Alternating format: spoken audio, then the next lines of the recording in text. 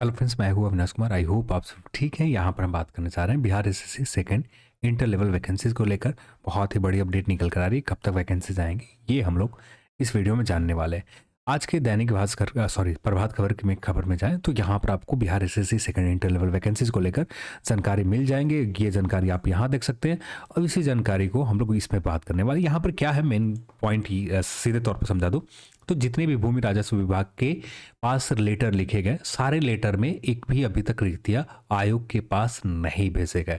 अभी तक 3 से 4 बार पत्रों के माध्यम से लेटर भेजे गए हैं विभागों के पास। अब इन विभागों से बस रिक्तियां मांगी गई है कि आपके पास रिक्तियां कितनी है, कितनी वैकेंट पोस्ट है, इसकी जानकारी को लेकर।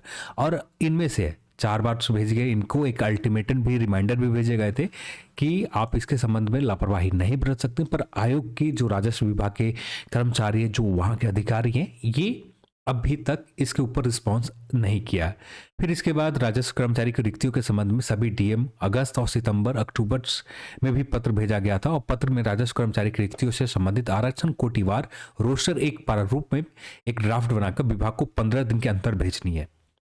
फिर यदि किसी भी जिले की रिपोर्ट नहीं भेजी तो उस जिले की रिक्तियां शून्य मानकर अधियाचना आयोग के पास भेज दिए जाएंगे। यानी जो भी जिले हैं, जितने भी जिले के पास भेजे गए विभागों के पास, वहां पर आपके पास कितनी वैकेंट पोस्ट है तो बताएं आप, और नहीं है तो ये एक तरह से आपके रीजन में कोई भी वैकेंसी ने जीरो मानकर आपके रीजन में वैकेंसी भेज दिए जाएंगे। जब ये अधियाचना ऑफिशियल वेबसाइट के ऊपर आ जाएंगे, वैकेंसीज आ जाएंगे, तो उन जिलों के लिए वैकेंसीज नहीं रहेगा। जब उनको जो जरूरत होंगे तो फिर से उनको उन डिस्ट्रिक्ट भेजने पड़ते हैं। तो यदि किसी भी जिले की रिपोर्ट नहीं भेजी तो उस जिले को रिक्तियां शून्य मानकर अधियाचना आयोग के पास भेज दिए जाएंगे। बिहार राजस्व पदाधिकारी के 8,463 पद हैं, जिनमें से 4,325 अभी भरे हुए, करीब 2,616 पद की बहाली की जानी है। हालांकि जिलों की रिक्तियां ब्यौरे में यह संख्या घट बढ़ सकती है। यानी टोटल ये वैकेंसी जो है 8,463 वैकेंसीज है। और रोस्टर क्लियरेंस का मतलब यही हुआ कि 8,463 वैकेंसीज में किस कैटेगरी में जब ये वैकेंसी बनाए गए तो रिजर्वेशन शुरुआत से ही है, और उसी रिजर्वेशन के अकॉर्डिंग सभी कैटेगरी के लिए वैकेंसीज सब, इस कैटेगरी के लिए इतने वैकेंसीज रखे गए, उस अगले कैटेगरी के एक फिक्स वैकेंसी रखे गए, उसी के अकॉर्डिंग यहाँ पर निकाले जाते हैं। अब यहाँ पर जो 2,616 वैकेंसीज आप देख रहे हैं, अब यहाँ पर आयोग की इतना पता है कि 2,616 वैकेंसीज अभी रिक्त है। ठीक है, अब ये रिक्त किस डिस्ट्रिक्ट में कितनी है ये क्लियर करना है। दूसरा कि किस कैटेगरी के लिए कितनी है, यानी जनरल के लिए कितनी वैकेंट पोस्ट है, जनरल के लिए 100 वैकेंट पोस्ट है या 1000 वैकेंट पोस्ट है, इसको क्लियर करना है। अब ये जब तक क्लियर नहीं होगा तब तक कोई भी वैकेंसीज नहीं आने वाले।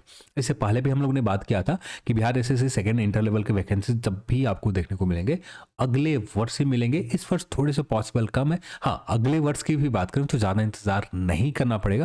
जो जिस हिसाब से काम चल रहा है उसके हिसाब से बात करें तो उम्मीद कर सकते हैं कि जनवरी और फेब आते आते ये रोस्टर के क्लियरेंस जो है ना पूरी तरह से हो जाएंगे फेब महीने तक। ठीक है, फिर इसके बाद 1 महीने लग जाएंगे जीएडी से परमिशन लेने के लिए, यानी नीतीश कुमार जी से, जिनके मंत्रालय अंदर आते हैं, जनरल एडमिनिस्ट्रेशन डिपार्टमेंट, यहाँ से परमिशन होने के बाद ये वैकेंसीज आपको ऑफिशियल एक फॉर्मेलिटी होती है, पर ये फॉर्मेलिटी हर आयोग पूरा करता है। देन यहाँ से जैसे ही आदेश आ जाता है कि हाँ आप वैकेंसी निकालने के लिए पूरी तरह से स्वतंत्र है, तो यहाँ पर ये वैकेंसीज आपको मिल जाता है। तो ये वैकेंसीज जब भी पॉसिबल होंगे अगले वर्ष ही पॉसिबल है। बस आपको और जितने भी कैंडिडेट प्रिपरेशन करते हैं उनको बस यही करना है, अपने प्रिपरेशन के ऊपर ध्यान देनी है।